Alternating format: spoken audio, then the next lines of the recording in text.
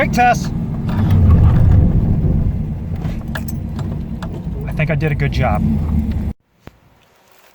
Okay, today I'm going to change the brake hose on the rear. Supposedly the hose was leaking last time I went to the shop. And now I finally get a chance to try out these pneumatic sockets, and let's see if this Milwaukee brushless hex impact can undo these bolts. Moment of truth here.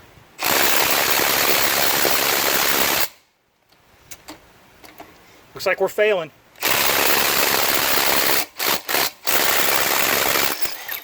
I got it off. Quite a bit of resistance. Probably best to use a breaker bar so I don't strain this too much. Alright, supposedly this is supposed to go up to 130 foot-pounds. Even when using a breaker bar, I felt like maybe they were torqued a little more than that. So I got them undone. This should make light work now.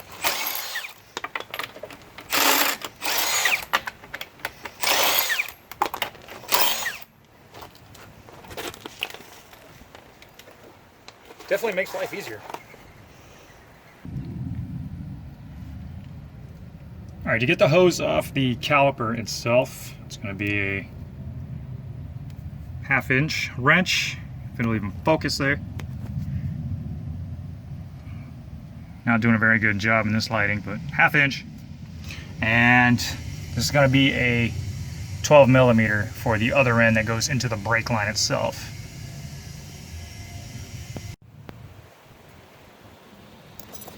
Okay, so I got the hose out, and there's going to be a washer in there, so you're just going to have to kind of thread it off, because you're going to reuse the bolt that goes into the hole of the brake hose.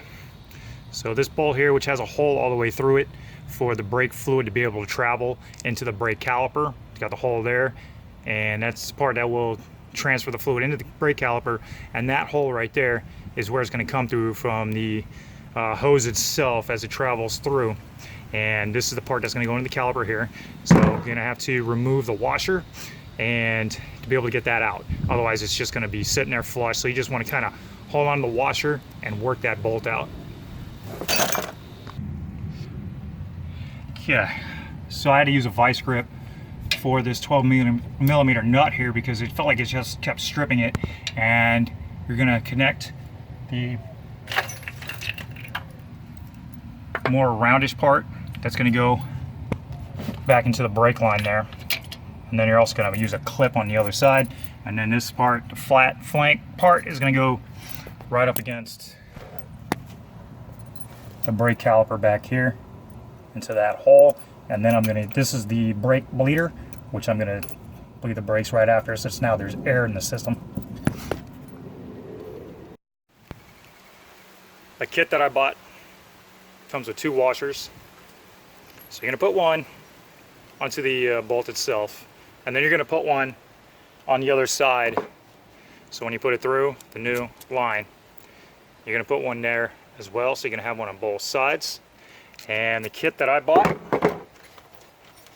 got at the local auto parts store, brand wherever, it's going to be SKU number 186-508-45. Okay, so I got my handy dandy 1-man brake bleeder in there, which I need to start pumping it because I see air going back up into the system. And so I'm just going to give it a couple pumps. You're going to see right over here, you see some bubbles kind of traveling up.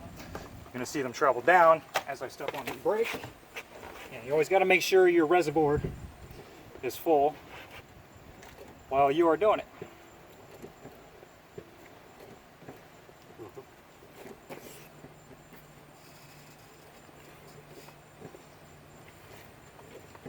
Give it a couple pumps here. Wait till you don't see any more air coming out. Yep. There's some more right there coming.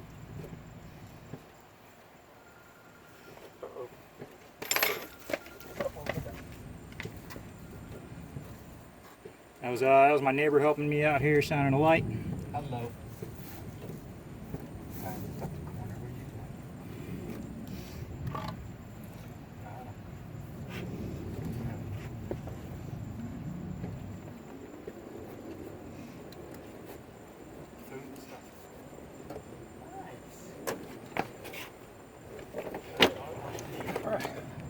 So it's a 10mm wrench. It goes into the line here for the brake bleeder. So looks like I got all the air out, and we're going to check the levels and the brake fluid reservoir. Looks like got some suction there. Looks like it's still a little at the top, so I'm going to go ahead and drain it just a little bit more.